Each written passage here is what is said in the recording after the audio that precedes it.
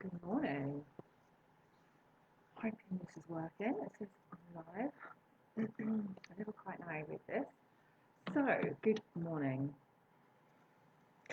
Good morning. And I wanted to talk to you today about what we are asking and have, what we have done, um, and what our latest campaign is.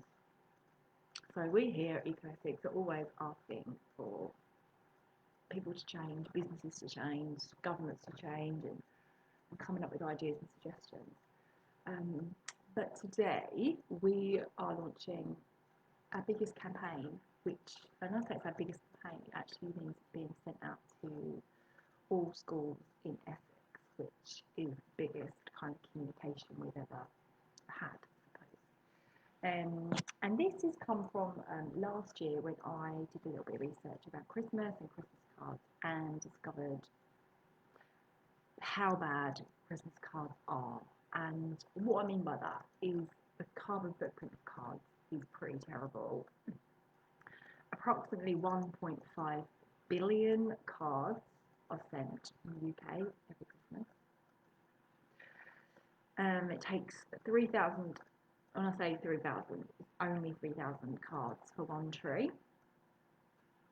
So I haven't done the maths actually, I should have done, shouldn't I? How many trees are then chopped down for our card giving tradition? A lot. If you divide 1.5 billion by 3,000. Anyone that wants to do the maths, please let me know what that is. And in a primary school, so if we take an average primary school, so if there are 30 children in a class, and each child sends a card to their friends in their class, so they send it to everyone in their class, and I'm saying approximately 30 by the way, every single class uses up 900 cards and 900 envelopes, as long as they haven't made it themselves. And so I think that's a pretty astonishing figure, 900 per school class. So then, if you do the math for your own school, you could kind of get an exact figure, but approximately for a primary school with just one class per year, it's 6,000 cards for the school.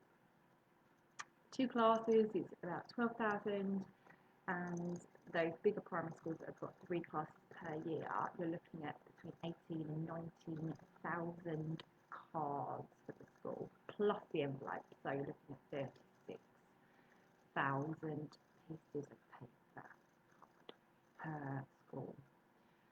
So what I have done with the maths of working out how many cards per tree, so therefore the bigger primary schools, those that are getting through 18, 19,000 worth of cards, mean that school is responsible for selling 6 trees. And I think when you relate it to what it actually is, the root of what is happening, when we can emotionally connect, thank you for doing the math, over 1 million trees, bloody hell, just for Christmas cards, you know, 1 million trees, like, you can't get your head around that. 1 million trees just for doing Christmas cards that after 2-3 weeks end up in the bin, like, it's just, I just can't get my head around it, to be honest. Where was I? Yeah, when you can connect emotion with what we're doing, which is what most of us don't do because it's just part of our everyday life, so you don't really connect with it. But when you do connect with it, so say, Suze, you've written that figure for us. If you saw 1 million trees in a forest, and I was to say to you, these are all going to get chopped down this week, Christmas, you'd be disgusted and you would stop sending the cards. But because we don't see the trees being chopped down, we just live in our own little world of ignorance. And when I say we, like, I am referring to myself here. Like, I've been in this position.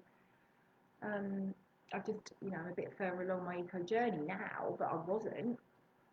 So we don't connect with it, and we just kind of go, yeah, Christmas cards, fabulous, lovely.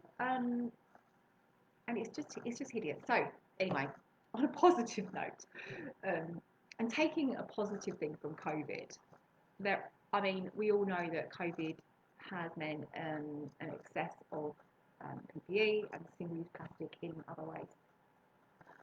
I still believe and I still have hope that something positive will come from COVID from an environmental perspective. And so I'm trying to make the most of that opportunity.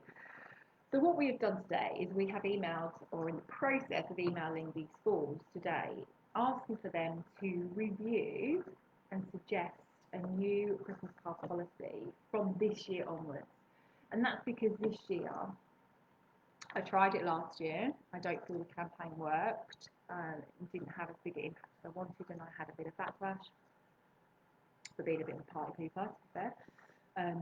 So this year we're campaigning again and saying, actually, from the perspective of COVID and health and safety with regarding exchanging cards, that we want from this year onwards, so beyond COVID, so from this year onwards, we are asking for schools to review their Christmas card policy.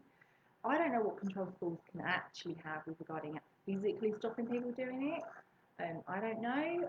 This is why I'm kind of making it as a suggestion, and schools may not be able to like 100% enforce it, but they can at least encourage this review of the policy. And we come up with different suggestions. Like, we don't want to be part of this. We don't want to be a Scrooge and cancel Christmas. God no, like, it's a lovely time of year. But we need to review what we're doing. Our normal behaviours and our normal traditions cannot continue, guys. I'm sorry. And I know we don't want to hear it. I know we all just want to live in our bubble of ignorance. Oh, hi, Hannah. Sorry, I haven't noticed you there. We have to change. So anyway, so me and Hannah have come up with some suggestions, other ideas, and you can do this as well. This isn't just for schools, but we feel strongly that schools and businesses and government sectors can have a bigger impact than us as individuals making changes. But it's a combination of all of us. So we can make the individual changes, and then we campaign with schools to make a bigger impact over, bigger group of people, really. So we can all do that. So alternatives could be you do a secret Santa card, which is where you pull a name out of a hat or whatever, however you want to do it. And then you make a card for that one person. So everyone in the class, for example, would get a card, but you don't know who you're getting it from, you don't know who you're giving it to. So it's a bit of a surprise, really. You could, Hannah's suggestion was about having a card. It'd probably be the biggest card, one biggest card, and everybody gives. And then everyone can write their names in each card, so they have to practice their name 30 times, which is good for handwriting. Not necessarily quite so good for the COVID thing of like sharing cards, don't know. But then everybody gets one big card with all their friends' names on it. Then we've got e-cards. Friends of the Earth, which is a great charity, are doing e-cards where you do a donation for the e-cards.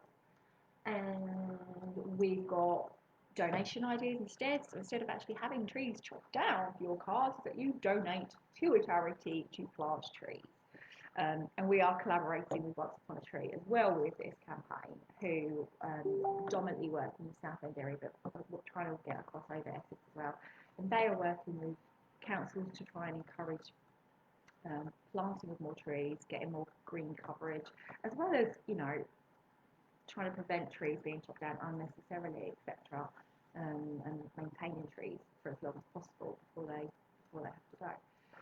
So they're doing great things around trees. So instead of cutting down a tree, plant a tree. Like, there's loads of alternatives.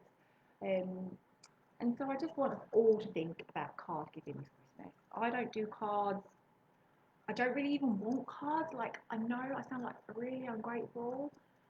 Just don't really want them. They don't bring me joy. So, and in fact, in a way, for my anxiety, it probably makes me feel worse, because I'm like, oh, it's another card, like a tree's been chopped out for that. And so I think it's just important for us to really, really try and connect with the trees over this. And I'm sorry if you're not a tree hugger, like I now am, but it's important that we connect and we realise that things do get chopped down, things do suffer for our traditions. So let's try and change our traditions. Let's try and find another fun alternative that we can do instead. I mean, like my daughter, I'm trying to encourage her. Well, I did last year not to do cards for her friends, and we did one class card. This year, I am waiting for the school to announce their policy, which is why I've hopefully got in there early enough with suggestions. But again, even if they allow card giving, I don't want her to do that. And so I will encourage her to think of an alternative that we can do together. So it's still fun and enjoyable, but just changing up the tradition so it doesn't have such a big impact. Another idea is Christmas postcards where you keep the cards from last year and then you just cut off the writing and then you've just got the picture and then you can write on the back of the picture and you can send a postcard. No envelope needed. You could even post it literally with a stamp on it and it's a Christmas postcard. So that's another alternative, which is a really good way of reusing last year's cards actually. So I might do that. If I get cards this year, I might just keep hold of them so at least next year I can send some Christmas postcards. So anyway, that is it from me, I think. Have I missed anybody? Somebody said something. So that's it with my suggestions, and we are excited and apprehensive to hear what the schools have to say about our suggestions. And we hope that we make some impact, I suppose, this year. So if you would like to contact your school about Christmas cards and have your view on it, then please do. Basically, it takes us all to give our input. Schools don't, nobody, not schools, businesses, governments, nobody changes unless they have to, unless there's pressure to do so. So we need to put that pressure on. So anyway, that's it for me for now. And fingers crossed we get some good positive results from our school campaign. Bye.